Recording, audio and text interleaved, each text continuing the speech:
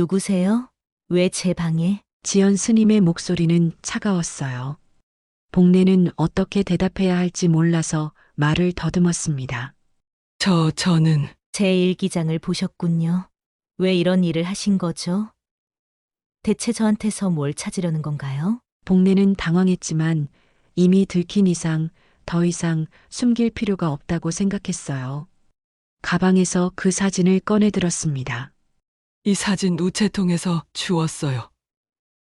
그래서 여기 왔어요. 지연 스님은 사진을 보더니 얼굴색이 변했어요. 분명히 그 사진에 대해 뭔가 아는 것 같았습니다. 이 사진을 어디서 주었다고 하셨나요? 저희 마을 우체통에서요.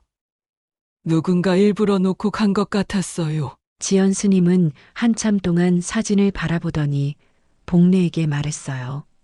내일 아침 일찍 떠나주세요. 이 절에 악한 기운이 들었습니다. 누가 진실을 숨기려 하는군요. 복례는 절망했어요.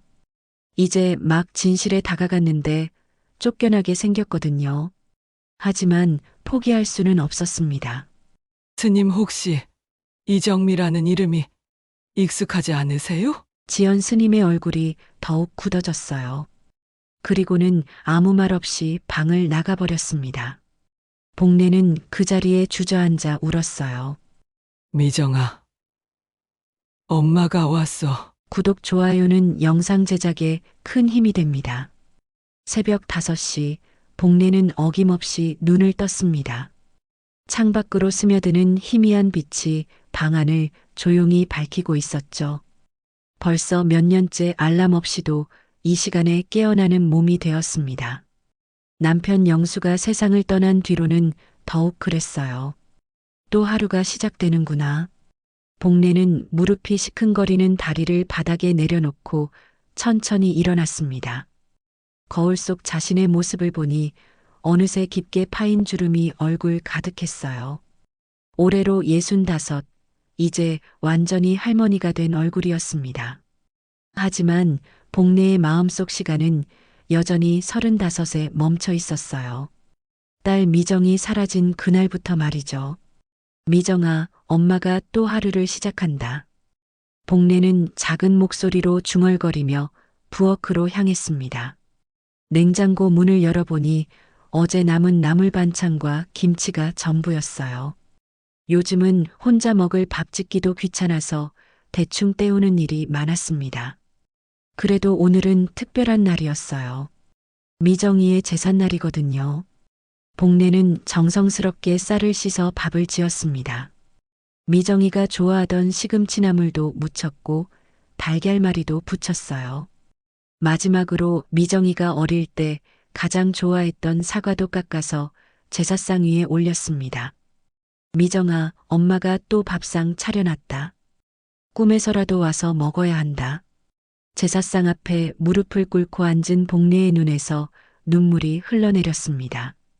30년 전 그날이 생생히 떠올랐어요. 15살 미정이가 서울에 있는 고모네 집에 놀러 간다며 환하게 웃던 모습이 말이죠. 엄마, 일주일만 다녀올게요. 서울 구경 실컷 하고 올게요. 그때 미정이는 고민영을 꼭 안고서 말했어요. 그 고민영에는 미정이의 영어 이니셜인 M, J가 수놓아져 있었습니다. 복례가 직접 바느질해서 만들어준 것이었죠. 하지만 미정이는 돌아오지 않았습니다. 고모네 집에 도착한 다음 날 친구들과 명동 구경을 나갔다가 그만 실종되고 만 거예요. 경찰서에 신고도 했고 전단지도 붙이고 온 서울을 뒤져봤지만 미정이의 행방은 묘연했습니다. 하루라도 내 새끼 꿈에 나와줬으면. 그날 이후로 내가 숨만 쉬고 살지. 살아있다고 말 못해. 복례는 제사상 앞에서 목 놓아 울었습니다. 남편 영수가 살아있을 때는 그래도 서로 위로하며 버텼어요. 하지만 혼자가 된 지금은 그 외로움과 그리움이 더욱 깊어만 갔습니다. 동네 사람들은 이제 복례를 측은한 눈으로 바라봤어요. 아직도 그 일을 못 잊으시나? 벌써 30년이 넘었는데. 이런 식으로 말하는 사람들이 대부분이었습니다. 심지어 그 아이는 이미 죽었을 거야 라고 단정지어 말하는 사람들도 있었어요.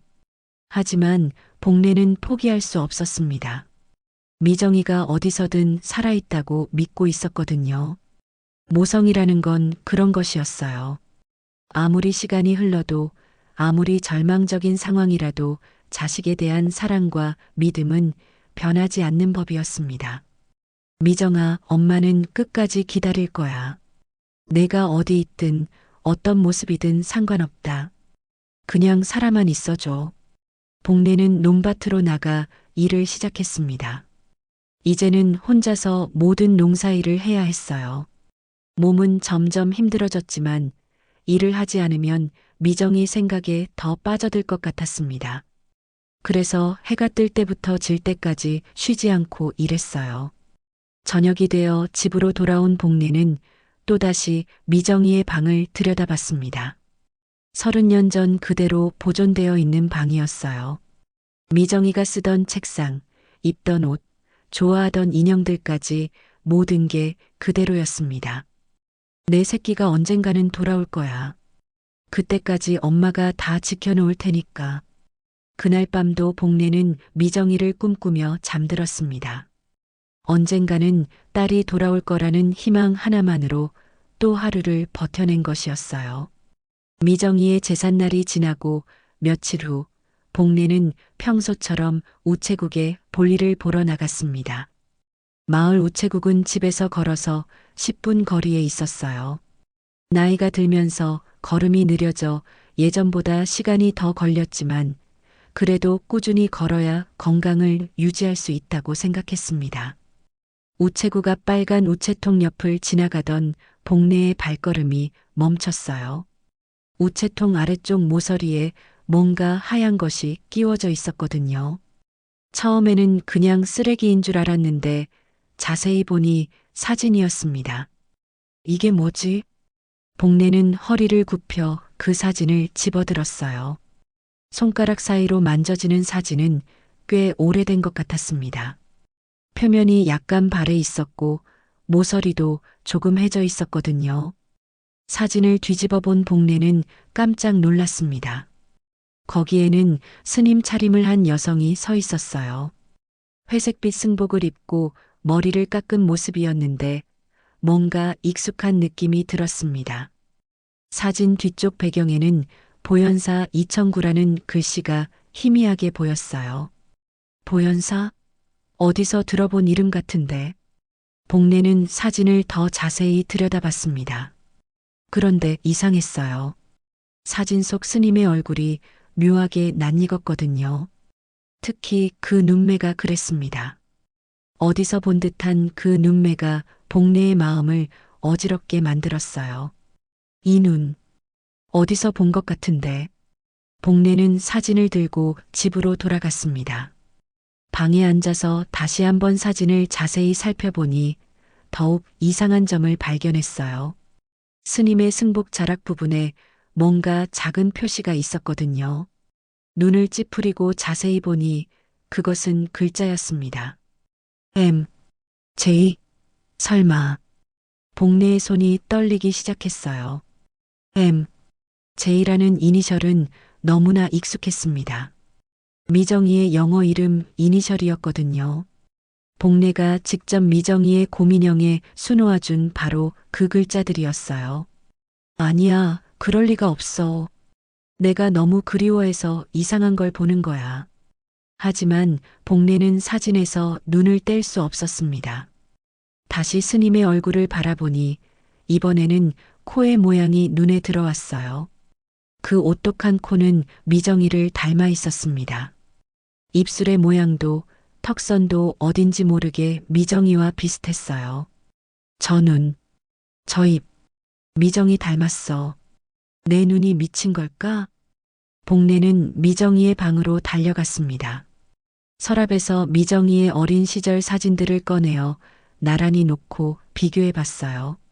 물론 한 명은 어린 소녀이고 다른 한 명은 성인 여성이라 직접적인 비교는 어려웠습니다. 하지만 전체적인 분위기와 얼굴의 윤곽이 묘하게 닮아 있었어요. 혹시나 해서 복내는 돋보기를 가져와서 사진의 M, 제 이니셜 부분을 더 자세히 관찰했습니다. 그런데 놀랍게도 그 이니셜의 글씨체가 복내가 미정이 고민형에 수놓은 것과 똑같았어요.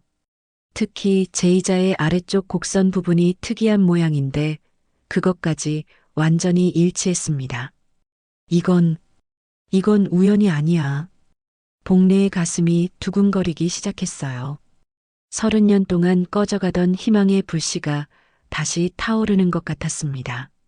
하지만 동시에 두려움도 밀려왔어요. 만약 이것이 착각이라면 또다시 절망에 빠질 수밖에 없었거든요. 보현사. 거기가 어디지? 복내는 전화번호부를 뒤져서 보현사의 위치를 알아봤습니다. 충청북도 깊은 산속에 있는 절이었어요. 집에서는 버스로 2시간 정도 걸리는 거리였습니다. 누가 왜 이 사진을 우체통에 놓고 갔을까? 복내는 계속 그 궁금증에 사로잡혔습니다. 분명히 누군가가 의도를 가지고 놓고 간 것 같았어요. 그냥 바람에 날아온 것이라면 우체통 틈에 그렇게 정확히 끼워져 있을 리가 없었거든요. 밤이 되어도 복내는 잠을 이룰 수 없었습니다. 사진을 계속 들여다보며 생각에 잠겼어요. 이것이 정말 미정이일 가능성이 있을까? 아니면 그냥 자신의 착각일까? 내가 너무 간절해서 없는 것도 보는 건 아닐까? 하지만 M, 제 이니셜은 설명할 수 없었습니다. 그것만큼은 분명히 미정이와 연결되는 단서였어요. 복내는 결심했습니다. 내일 당장 보현사로 가보기로 말이에요. 미정아, 혹시 정말 내가 거기 있는 거니? 엄마가 찾아갈게. 복내는 사진을 가슴에 꼭 안고 뜬 눈으로 밤을 지새웠습니다.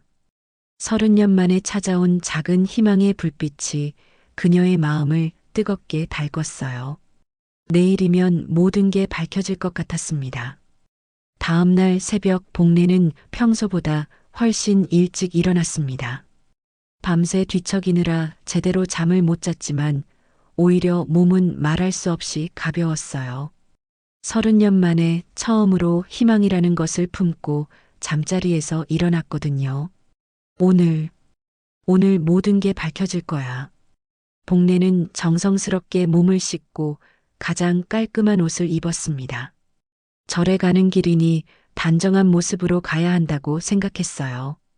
그리고 그 소중한 사진을 한지에 싸서 가방 깊숙이 넣었습니다. 마을 버스 정류장까지 가는 길이 평소보다 멀게 느껴졌어요. 가슴이 두근거려서 걸음이 빨라졌다가 느려졌다가 했습니다. 버스를 기다리는 동안에도 복내는 계속 가방 속 사진을 만져봤어요. 제발 미정이었으면 좋겠다. 2시간 남짓 걸려 보현사 입구에 도착했을 때 복내의 다리는 이미 후들거렸습니다. 산길을 오르는 동안 숨이 차올랐지만 그 무엇도 복내의 발걸음을 멈출 수는 없었어요. 보현사는 생각보다 큰 절이었습니다. 울창한 숲속에 자리한 절은 고즈넉하고 평화로운 분위기를 자아냈어요. 대웅전 앞에서 몇 명의 사람들이 조용히 기도를 올리고 있었습니다. 지연 스님이 어디 계실까? 복내는 절 안을 천천히 둘러보기 시작했어요. 그런데 이상하게도 마음이 급해지면서 동시에 두려워지기도 했습니다. 만약 정말 미정이라면 어떻게 해야 할지, 만약 아니라면 또 어떻게 해야 할지 생각이 복잡했거든요.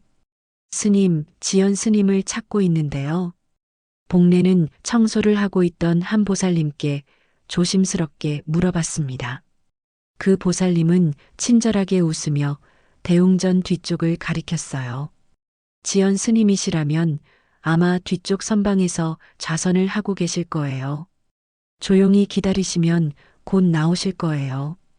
복내는 가슴을 쓸어내리며 대웅전 뒤쪽으로 향했습니다. 그곳에는 작은 마당이 있었고 그 너머로 선방이 보였어요. 복내는 나무 그늘에 서서 조용히 기다렸습니다. 얼마나 기다렸을까요? 선방 문이 열리면서 한 명의 스님이 나왔습니다. 회색 승복을 입고 삭발한 모습이었어요. 복내는 순간 숨이 멎는 것 같았습니다.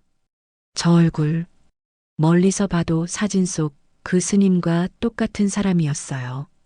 복내는 나무 뒤에 몸을 숨기고 더 자세히 관찰했습니다. 스님은 마당을 가로질러 걸어가고 있었는데 그 걸음걸이가 어딘지 익숙했어요. 미정이도 저렇게 걸었는데 복내는 더 가까이 다가가고 싶었지만 발이 떨어지지 않았습니다. 30년 동안 기다려온 순간이었는데 정작 그 순간이 오니 무서워졌어요.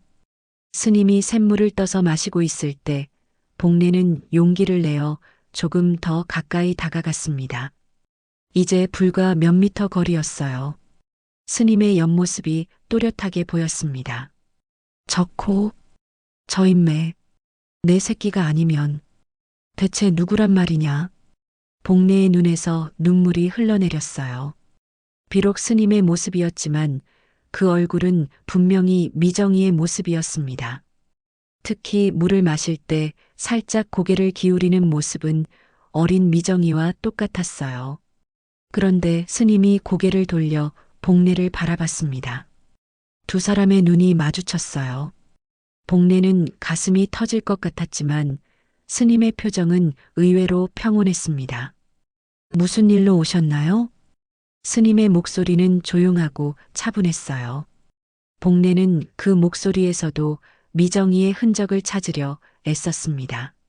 하지만 스님은 복내를 완전히 모르는 사람처럼 대했어요. 저는 복내는 말을 잇지 못했습니다. 갑자기 뭐라고 말해야 할지 모르겠었어요. 당신이 내 딸인가요? 라고 바로 물어볼 수도 없었고 그렇다고 다른 핑계를 댈 수도 없었습니다. 참배하러 오셨나요? 대웅전은 저쪽입니다. 스님은 대웅전 방향을 가리키며 말했어요. 그런데 복내를 바라보는 눈길에는 어떤 감정도 없었습니다. 정말로 처음 보는 사람을 대하는 것 같았어요. 인연은 물처럼 흘러야 평화롭습니다. 집착은 고통을 낳습니다.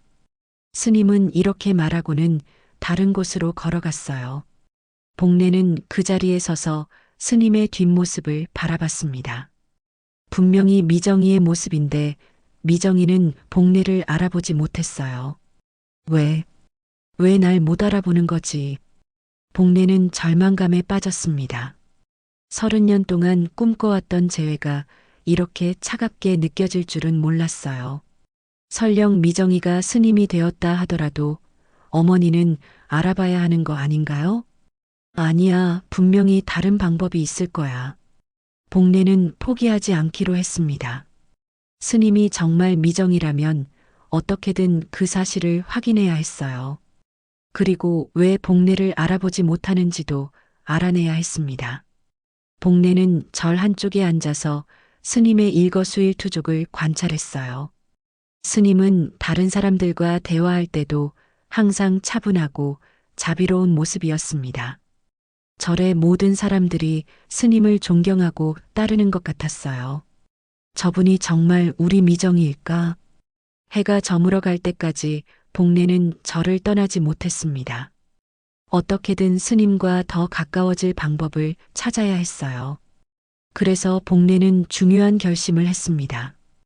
여기서 며칠 더 머물러야겠어. 다음 날 이른 아침, 복내는 절 입구에서 머뭇거리고 있었습니다. 어젯밤 여간에서 밤새 고민한 끝에 내린 결론이었어요. 그냥 돌아갈 수는 없었습니다. 반드시 진실을 알아내야 했거든요. 스님 실례합니다. 복내는 대웅전 앞에서 청소를 하고 있던 지연 스님에게 다가갔어요. 어제와 달리 이번에는 구체적인 계획이 있었습니다. 혹시 이 절에서 일손을 도와드릴 수 있을까요? 빈몸으로 와서 죄송하지만 뭐라도 도움이 되고 싶어서요. 지연 스님은 빗자루를 멈추고 복내를 바라봤어요. 어제보다는 조금 더 관심 있는 눈빛이었습니다. 일손이라고 하시면 청소든 빨래든 뭐든 좋습니다. 나이는 들었지만 아직 몸은 성합니다. 며칠만 머물면서 보답하고 싶어요. 복례의 간절한 마음이 전해졌는지 지연 스님은 잠시 생각에 잠겼어요. 그리고는 고개를 끄덕였습니다. 그러시다면 공양간 일을 도와주시겠어요? 요즘 일손이 부족해서 힘들었거든요. 복례의 가슴이 뛰었어요. 드디어 스님 가까이에서 지낼 수 있게 된 것이었습니다. 이제 시간을 두고 천천히 진실을 알아낼 수 있을 거예요. 감사합니다. 정말 감사합니다.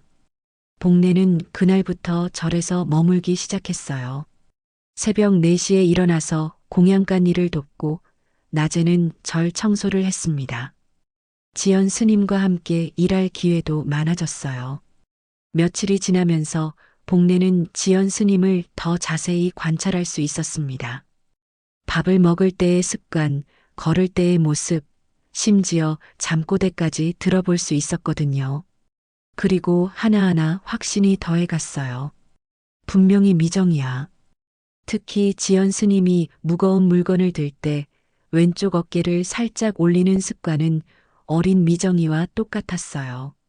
그리고 웃을 때 눈꼬리가 내려가는 것도, 생각할 때 입술을 살짝 깨무는 것도 모두 미정이의 습관이었습니다. 사흘째 되는 날 밤 복례에게 기회가 찾아왔어요. 지연 스님이 법당에서 밤늦게 기도를 올리고 있을 때 복례는 스님의 방 근처를 지나가게 되었습니다. 혹시? 복례는 조심스럽게 주변을 살펴본 뒤 살며시 스님의 방문을 열어봤어요. 방 안은 단순했습니다. 작은 책상과 이불, 그리고 몇 권의 경전이 전부였어요. 그런데 책상 서랍에서 뭔가 반짝이는 것이 보였습니다. 복례는 손을 떨며 서랍을 열어봤어요. 거기에는 낡은 신분증 하나와 일기장이 들어 있었습니다. 이정미. 신분증에 적힌 이름을 본 복례는 깜짝 놀랐어요. 이정미는 미정이의 본명이었습니다. 복례가 호적에 올릴 때 지은 이름이었거든요. 평소에는 미정이라고 불렀지만 정식 이름은 이정미였어요. 맞다. 맞아. 이게 증거야. 복례는 떨리는 손으로 일기장을 펼쳐봤습니다. 첫 페이지에는 이런 글이 적혀 있었어요. 나는 누구인가? 내 이름은 무엇인가? 왜 아무것도 기억나지 않는가? 일기장을 넘겨보니 더 충격적인 내용들이 나왔어요. 지연 스님이 과거를 전혀 기억하지 못한다는 것, 그리고 자신의 정체성을 찾기 위해 얼마나 고민했는지가 적혀 있었습니다. 꿈속에서 자꾸 어떤 여자가 나타난다. 밥상을 차려놓고 나를 기다리는 여자. 그 여자가 누구일까? 복례의 눈에서 눈물이 쏟아졌어요. 그 꿈속의 여자는 바로 자신이었을 거예요. 미정이가 무의식 중에라도 어머니를 기억하고 있었던 것입니다. 우리 미정이가 얼마나 힘들었을까. 하지만 복례는 더 많은 것을 알아야 했어요. 일기장을 더 읽어보니 지연이 절에 온 경위도 나와 있었습니다. 20대 초반에 산에서 목숨을 끊으려고 했다가 백운 스님에게 구조되었다는 내용이었어요. 내 새끼가 그런 일을. 복례는 가슴이 찢어지는 것 같았습니다. 자신이 찾지 못해서 딸이 그런 극단적인 선택을 하려고 했다니 어머니로서 너무나 죄스러웠어요. 그때 갑자기 방문이 열렸습니다. 지연 스님이 들어왔어요. 복례는 깜짝 놀라서 일기장을 떨어뜨렸습니다. 누구세요? 왜 제 방에? 지연 스님의 목소리는 차가웠어요. 복례는 어떻게 대답해야 할지 몰라서 말을 더듬었습니다. 저는 제 일기장을 보셨군요. 지연 스님은 바닥에 떨어진 일기장을 주워들었어요. 그리고는 복례를 의심스러운 눈으로 바라봤습니다. 왜 이런 일을 하신 거죠? 대체 저한테서 뭘 찾으려는 건가요? 복례는 당황했지만 이미 들킨 이상 더 이상 숨길 필요가 없다고 생각했어요. 가방에서 그 사진을 꺼내 들었습니다. 이 사진, 우체통에서 주웠어요. 그래서 여기 왔어요. 지연 스님은 사진을 보더니 얼굴색이 변했어요. 분명히 그 사진에 대해 뭔가 아는 것 같았습니다.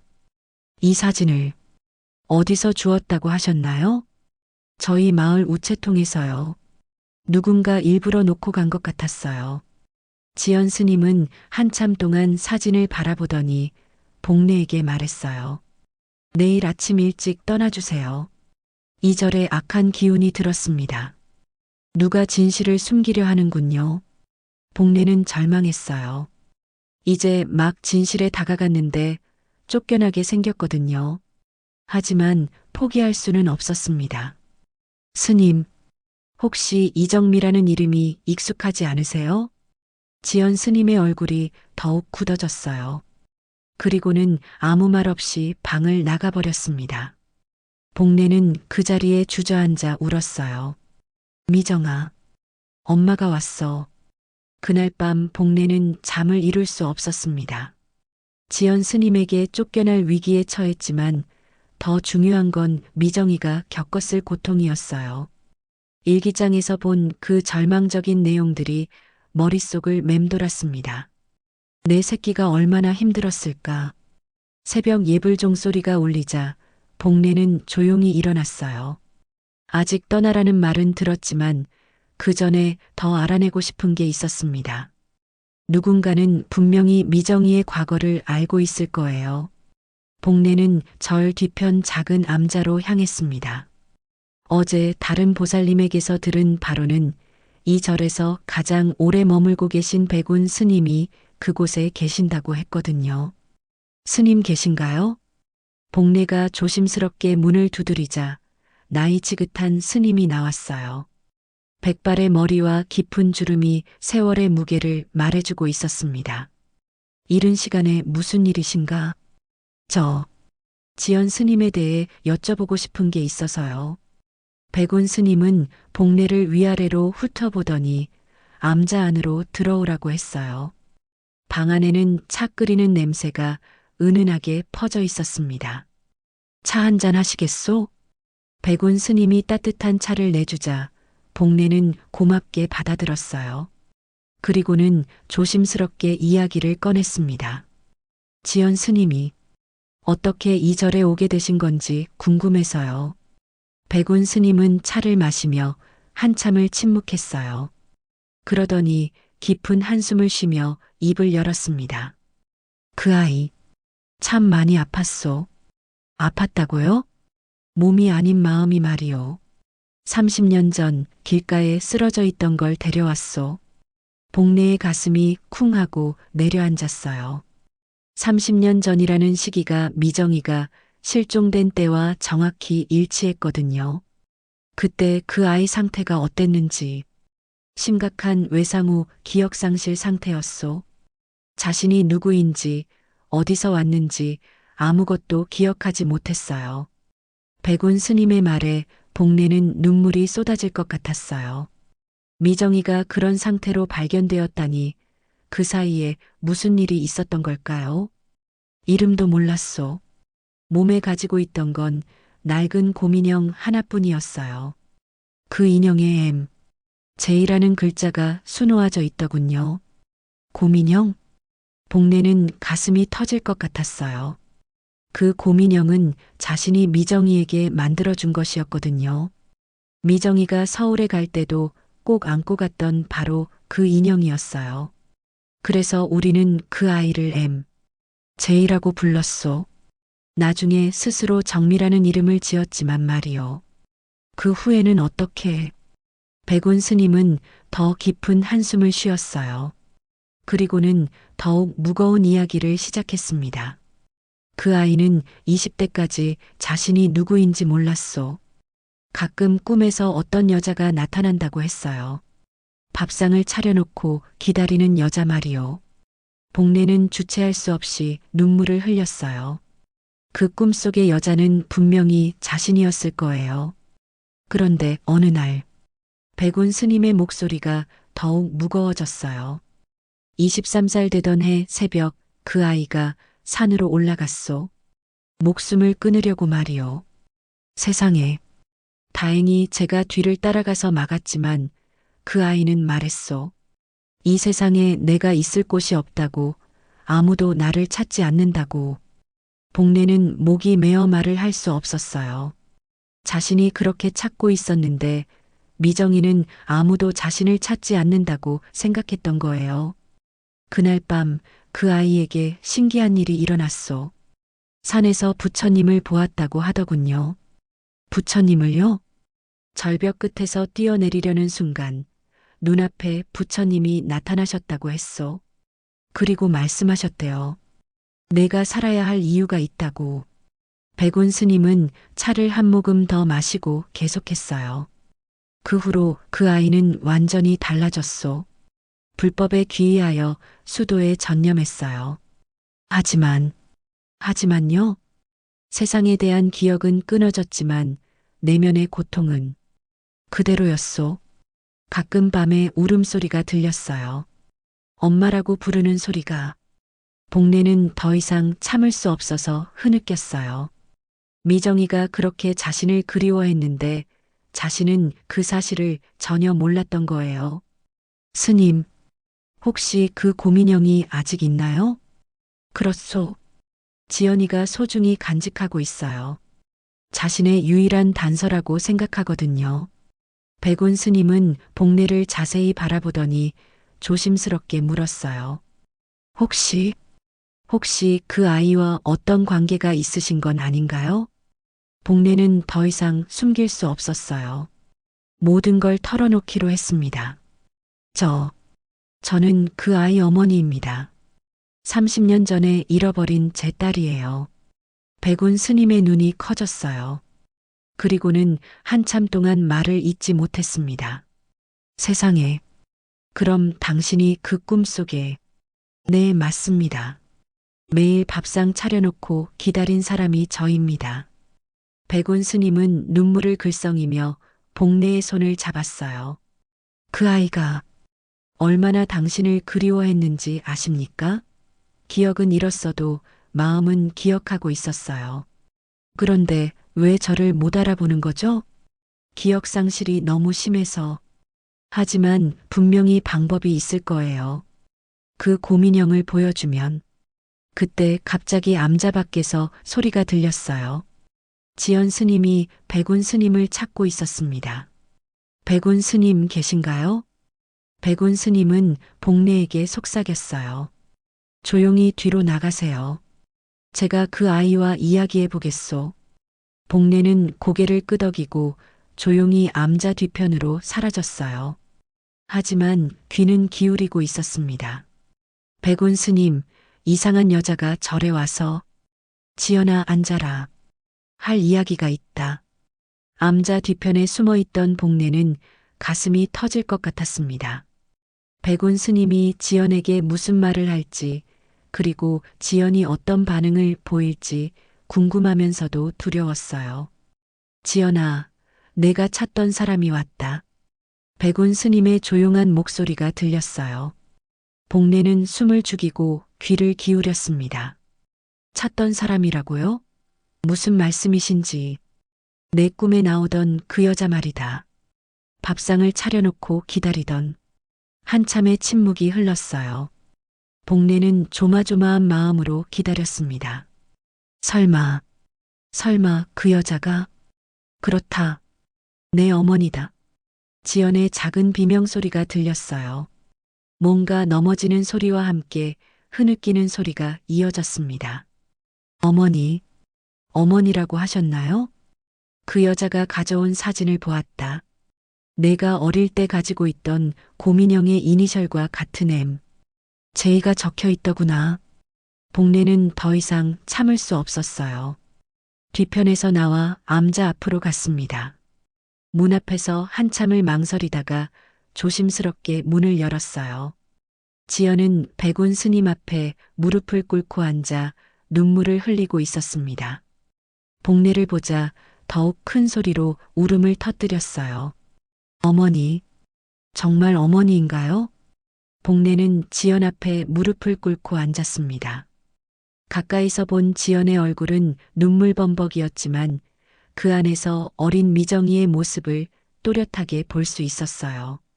미정아, 우리 미정이 맞지? 복례는 떨리는 손으로 지연의 얼굴을 어루만졌습니다. 30년 만에 만지는 딸의 얼굴이었어요. 비록 스님의 모습이었지만 분명히 자신의 딸이었습니다. 왜 지금, 왜 이제야 오셨어요? 지연은 복례의 손을 잡고 울었어요. 그 손길이 낯설면서도 그리웠습니다. 기억은 나지 않았지만 마음 깊은 곳에서 익숙함이 올라왔거든요. 미안하다. 미정아, 엄마가 미안해. 늦게 와서 미안해. 복례도 눈물을 쏟아내며 지연을 안았어요. 30년 동안 기다려온 순간이었습니다. 딸을 품에 안는다는 게 이렇게 벅찬 일인지 처음 깨달았어요. 어머니, 저 정말 기억이 안 나요. 하지만 왜 이렇게 그리운 거죠? 괜찮다. 기억 안 나도 괜찮아. 내가 살아있기만 하면 돼. 백운 스님은 조용히 두 사람을 바라보며 눈물을 닦았어요. 30년 동안 지연의 고통을 지켜봐 온 터라 이 순간이 얼마나 소중한지 누구보다 잘 알고 있었습니다. 지연아, 이제 내 정체성을 찾았구나. 스승님, 저는 어떻게 해야 하죠? 저는 스님인데. 지연은 혼란스러워했어요. 기억을 잃고 살아온 30년 그리고 스님으로서의 정체성과 딸로서의 정체성 사이에서 갈등하고 있었습니다. 미정아, 엄마가 고민형 이야기 해줄까? 복례는 지연의 손을 잡고 말했어요. 고민형요? 내가 어릴 때 가장 좋아하던 고민형. 엄마가 직접 만들어준 거야. 제이라고 수놓아줬지. 지연의 눈이 커졌어요. 그 고민형은 자신이 절에 올 때 가지고 있던 유일한 소지품이었거든요. 그 고민형, 아직 제가 가지고 있어요. 정말? 네, 제 방에. 제일 소중하게 간직하고 있어요. 복례는 더욱 확신이 섰어요. 그리고 지연에게 더 많은 이야기를 들려주기 시작했습니다. 내가 5살 때 그 고민형 때문에 울었던 일이 있어. 강아지가 물어뜯어서 솜이 나왔거든. 그때 엄마가 밤새 꿰매서 고쳐줬지. 지연은 고민형의 배 부분에 실밥이 있었던 걸 떠올렸어요. 항상 궁금했던 부분이었는데 이제야 그 이유를 알 것 같았습니다. 그리고 내가 서울 가기 전 날 밤 엄마한테 뭐라고 했는지 기억나? 지연은 고개를 저었어요. 하지만 복례는 계속 말했습니다. 엄마, 서울에서 예쁜 거 사다 줄게요. 엄마 제일 좋아하는 빨간 목도리 사다 줄게요라고 했어. 그 순간 지연의 머릿속에 뭔가 번쩍하는 느낌이 들었어요. 흐릿하지만 어떤 기억의 파편이 스쳐 지나가는 것 같았습니다. 빨간 목도리. 그래, 빨간 목도리. 엄마가 좋아한다고 했잖아. 지연은 머리를 감싸주며 괴로워했어요. 기억이 돌아오려고 하는 것 같았지만 여전히 명확하지 않았습니다. 어머니, 제가 왜 기억을 잃었을까요? 그 사이에 무슨 일이 있었던 걸까요? 복례도 그것이 가장 궁금했어요. 하지만 지금은 그런 것보다 더 중요한 게 있었습니다. 그건 천천히 알아가면 돼. 지금은 내가 살아있다는 것만으로도 충분해. 내가 죄를 지었어요. 어머니인 줄도 모르고 모진 말을. 지연은 어제 복례에게 차갑게 대했던 것을 후회했어요. 어머니를 그렇게 대했다니 스님으로서도 딸로서도 용서받을 수 없는 일이었습니다. 괜찮다. 모르고 한 일인데 뭔 죄가 있어. 살아만 있어줘서 고맙다. 나야말로. 미정아, 내가 미안하다. 복례는 지연을 더욱 꽁꽁 안았어요.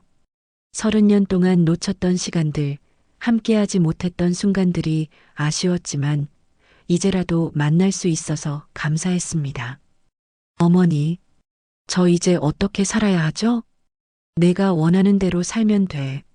스님으로 살고 싶으면 스님으로 살고 딸로 돌아오고 싶으면 돌아와도 돼. 백운 스님이 조용히 말했어요. 지연아, 부처님은 모든 인연을 소중히 여기라고 하셨다. 스님이라고 해서 가족의 인연을 끊을 필요는 없단다. 지연은 고개를 끄덕였어요. 이제 자신이 누구인지 알았고 어디서 왔는지도 알았습니다. 무엇보다 자신을 그리워하는 사람이 있다는 걸 깨달았어요. 어머니, 제가 가진 곰인형 보여드릴게요. 지연은 복례의 손을 잡고 자신의 방으로 향했습니다. 30년 만에 어머니와 함께 걷는 길이었어요. 비록 기억은 온전히 돌아오지 않았지만 마음 깊숙한 곳에서 올라오는 따뜻함은 거짓말을 하지 않았습니다. 어머니, 여기에요. 지연의 방은 여전히 소박했어요. 하지만 이제 복례의 눈에는 그 모든 것이 소중해 보였습니다. 딸이 30년 동안 살아온 흔적들이었거든요. 지연은 방 한쪽 작은 장위에서 낡은 상자를 꺼내왔어요. 그 안에는 갈색 곰인형이 조심스럽게 보관되어 있었습니다. 이 곰인형이요. 복례는 그 곰인형을 보자마자 눈물이 쏟아졌어요. 분명히 자신이 만들어준 그 곰인형이었습니다. 세월이 흘러 색이 바래고 털도 많이 빠졌지만 배 부분의 실밥과 M, 제 이니셜은 여전히 또렷했어요. 우리 미정이가 이걸 30년 동안. 복례는 곰인형을 받아들고 가슴에 꼭 안았습니다. 미정이의 체온이 아직도 남아있는 것 같았어요. 어머니가 만들어주신 거라면서요? 그래. 내가 4살 때 만들어준 거야. 밤새 바느질해서. 그때 갑자기 지연의 머릿속에 어떤 장면이 스쳐 지나갔어요. 어두운 방에서 바느질하는 여자의 뒷모습이었습니다. 그 여자가 자장가를 부르며 곰인형을 만드는 모습이 어렴풋이 떠올랐어요. 자장자장 우리 미정이. 곰인형이 지켜줄게. 어머니, 지금 뭔가 기억이. 지연은 머리를 감싸주며 말했어요. 복례는 놀라서 지연을 바라봤습니다.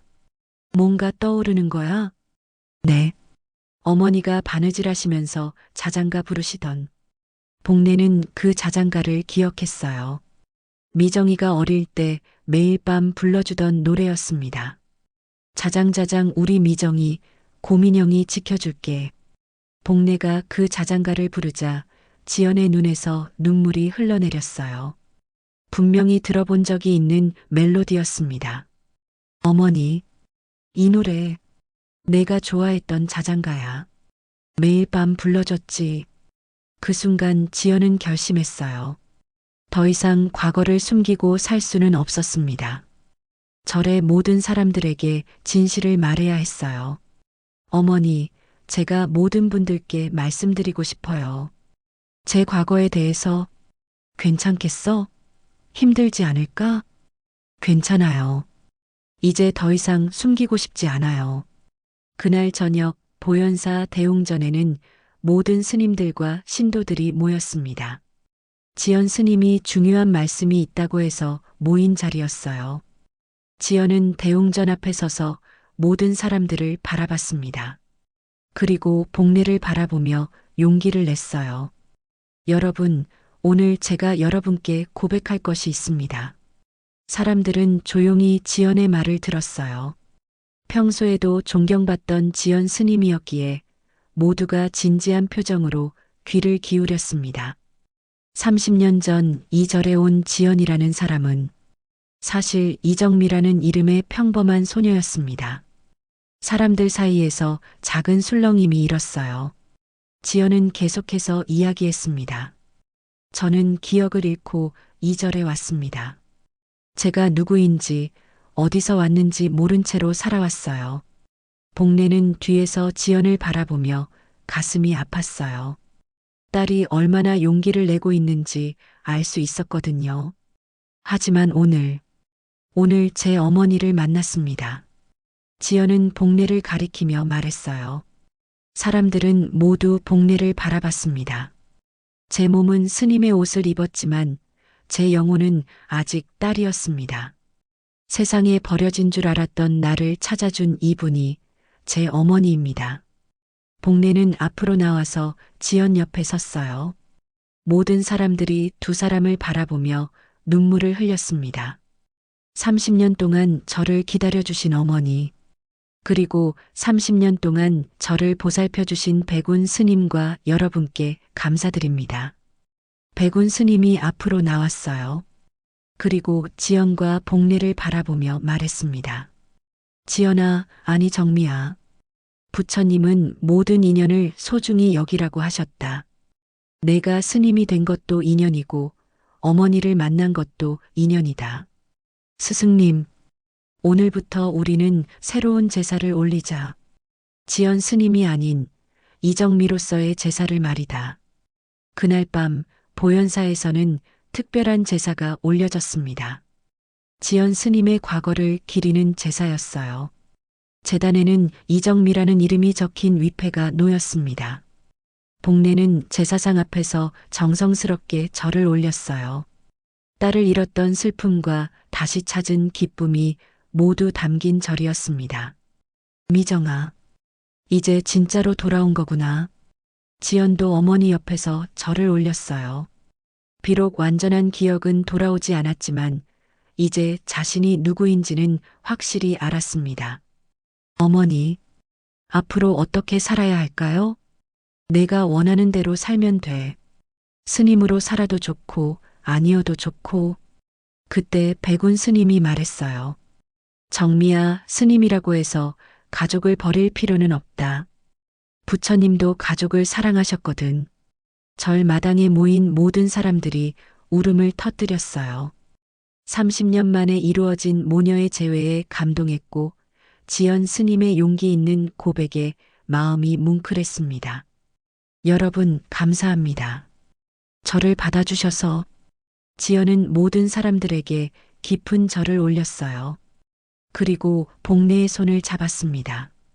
어머니, 이제 정말로 집에 가는 건가요? 응, 우리 집에 가자. 미정아.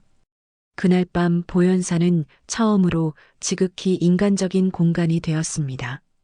부처님의 자비와 인간의 사랑이 하나가 되는 순간이었어요. 그로부터 석 달이 흘렀습니다. 복례는 보현사에서 차로 10분 거리에 있는 작은 한옥을 얻어서 이사했어요. 고향 마을의 논밭은 이웃에게 맡기고 이제는 딸 가까이에서 살기로 한 것이었습니다. 미정아, 밥 먹자. 복례는 매일 아침 7시면 지연을 위해 정성스럽게 차린 식탁을 준비했어요. 지연은 여전히 보현사에서 스님으로 지내고 있었지만 매일 복례의 집에 와서 함께 아침밥을 먹었습니다. 어머니, 오늘 아침은 뭘 해주셨어요? 지연은 승복 차림 그대로 복례의 집 마루에 앉았어요. 처음에는 어색했지만 이제는 자연스러운 일상이 되었습니다. 미정이가 좋아하던 된장찌개 끓였어. 어릴 때 이것만 있으면 밥 2그릇은 먹었잖아. 그랬나요? 기억이 안 나는데. 지연은 아직도 어린 시절 기억이 완전히 돌아오지 않았어요. 하지만 복례가 해주는 음식을 먹을 때마다 묘한 그리움과 따뜻함을 느꼈습니다. 복례는 지연 앞에 밥그릇을 놓으며 말했어요. 괜찮다. 기억 안 나도 괜찮아. 지금부터 새로 만들어가면 되니까. 어머니. 지연은 복례가 차려준 밥상을 보며 마음이 뭉클했어요. 30년 동안 이런 밥상을 받아본 기억이 없었거든요. 아니, 정확히는 기억하지 못했던 것이겠지만 말이에요. 어머니, 제가 스님으로 지내는 거 괜찮으세요? 복례는 지연의 손을 잡으며 미소를 지었어요. 괜찮지 뭐. 내가 좋아하는 거면 엄마도 좋아. 스님이든 뭐든 상관없어. 내가 행복하면 그게 제일이야. 감사해요. 처음에는 어떻게 해야 할지 몰랐는데 지연도 처음에는 갈등이 많았어요. 스님으로서의 정체성과 딸로서의 정체성 사이에서 혼란스러웠거든요. 하지만 백운 스님의 조언과 복례의 이해 덕분에 이제는 평화를 찾았습니다. 미정아, 그런데 오늘 절에서 무슨 일 있어? 오늘은 새로 오신 보살님들께 법문을 해드려야 해요. 요즘 저희 절에 사람들이 많이 오세요. 지연의 이야기가 알려진 후 보현사에는 더 많은 사람들이 찾아오기 시작했어요.